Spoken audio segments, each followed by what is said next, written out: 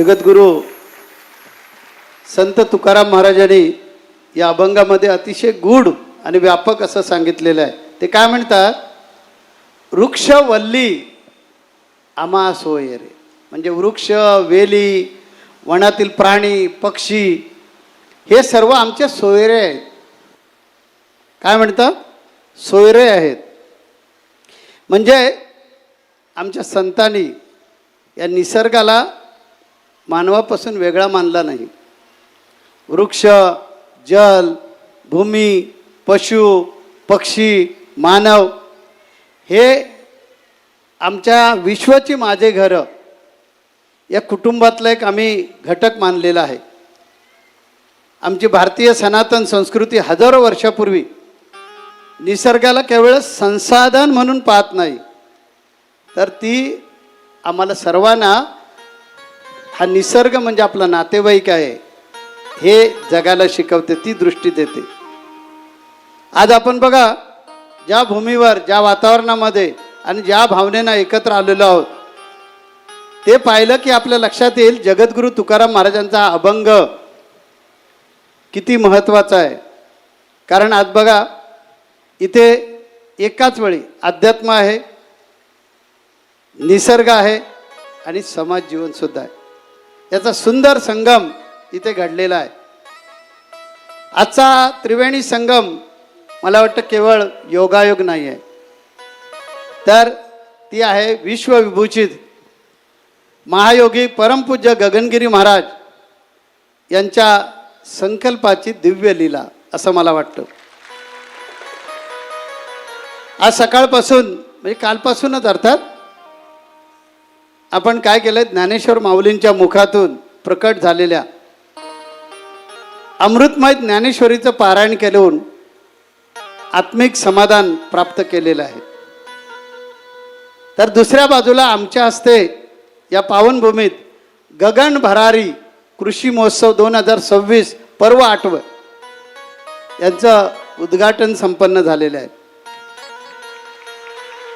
आणि आता या अखंड हरिनाम सप्ताहाच्या मुख्य व्यासपीठावर आपण सर्वजण अध्यात्म, निसर्ग आणि मानवी जीवन यांचा परस्पर संबंध माझ्या प्रवचनातून समजून घेणार आहे. त्यामुळे पहिला, माझ्या प्रवचनाचे 3 भाग असतात, त्यातला पहिला भाग असणार निसर्ग, त्याच्यावर मी बोलणार आहे. त्यानंतर मी दुसऱ्या भागामध्ये बोलणार आहे ज्ञानेश्वरी, अखंड हरिनाम सप्ताह आणि ज्ञानेश्वर महाराजांचे अनंत उपकार या समाजावर कसे आहेत त्याबद्दल सांगणार. आणि तिसरा टप्पा सांगणार भारतीय कुटुंब जीवन आज उद्ध्वस्त कसं झालेलं आहे त्याबद्दल बोलणार आहे. कारण मी धर्मगुरू आहे, माझा तो अधिकार आहे. मी घोषणा दिलेली आहे, हिंदू धर्म खतरे में है, सभी हिंदुओं में एकता हो. अशा प्रकारचं आज आमची प्रवचनाची म्हणजे सुरुवात राहील आणि समाप्ती राहील. आपल्याकडच्या इकडच्या मंडळींना कीर्तन ऐकण्याची सवय असल्यामुळे ती स्टाईल थोडी वेगळी आहे आणि ही स्टाईल वेगळी आहे. बघा, थोडासा नवीन याच्यामध्ये जो ट्यूस येतोय अध्यात्मामध्ये, तो कसा वाटतो, तो आपण त्याची चव घ्यायला काही हरकत नाही. तेव्हा आज आम्ही काय केलं, गगन भरारी कृषी महोत्सव 2026 याचं उद्घाटन झालं. गगन भरारी म्हणजे काय, तर मला वाटतं गगन भरारी म्हणजे ज्यांच्या पंखामध्ये सामर्थ्य होऊन आकाशाच्या उंचीपर्यंत झेप घेणे. इथे बरेच जण सुशिक्षित तरुण बसलेले आहेत. या तरुण मित्रांना मी सांगेन, एक गोष्ट कायम लक्षात ठेवा, आकाशात कितीही उंच भरारी मारली तरी जमिनीशी आपलं जे नातं आहे ते कधी तोडायचं नसतं. जो आपल्या मुळाशी जोडलेला राहतो त्याचंच उड्डाण सुरक्षित राहतं. म्हणून मी सांगितलेलं आहे, विज्ञानाने केली क्रांती परंतु अध्यात्माशिवाय नाही मनशांती. अध्यात्म हे पराशास्त्र आहे. वळशानं मी तिकडे येईन. वृक्ष किती उंच वाढला तरी त्याचं संपूर्ण जीवन त्याच्या मुळांवर अवलंबून आहे. मुळे तुटली, वृक्ष कोसळतो. त्याचप्रमाणे आधुनिक शिक्षण, विज्ञान, तंत्रज्ञान, उद्योग आणि विकास यांच्या सहाय्याने पण कितीही प्रगती केली तरी आपल्या संस्कृतीची, आपल्या मातृभूमीची आणि शेतीची मुळं आपण विसरता कामा नये असं मला वाटतं.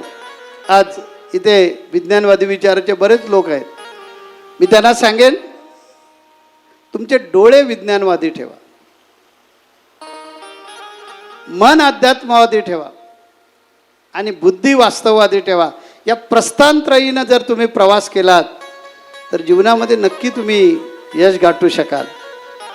कारण विज्ञान आणि अध्यात्म ही दोन शास्त्र जो पुढे घेऊन जातो तो प्रगती करतोच, पण प्रगती करता करता त्या प्रगतीबरोबर जो अहंकार येत असतो त्या अहंकाराला दाबण्याचं काम अध्यात्मशास्त्र करतं. आणि म्हणून अध्यात्मशास्त्र नीट समजून घ्या. मी शास्त्र हा शब्द जाणून बुजून वापरतोय, कारण अध्यात्मशास्त्र हे बुवा बाबांचं शास्त्र नाही.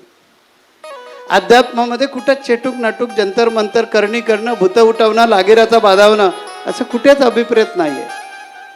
अध्यात्म हे शास्त्र आहे. अध्यात्मशास्त्र जाणून घेण्याचं, अनुभूतीचं शास्त्र, आणि विज्ञान हे शास्त्र सिद्धांतानं पटवून देण्याचं शास्त्र आहे. दोन्ही चे मापदंड वेगळे आहेत, परंतु दोन्हीही काही व्हॅल्यूज काय करतात, डिक्लेअर करतात. जसं किलोमीटर, या किलोमीटरमधून तुमचा लिक्विड पदार्थ, द्रवरूप पदार्थ हा मोजता येणार नाही. त्यासाठी गॅलन किंवा लिटर हेच परिमाण लावावं लागेल.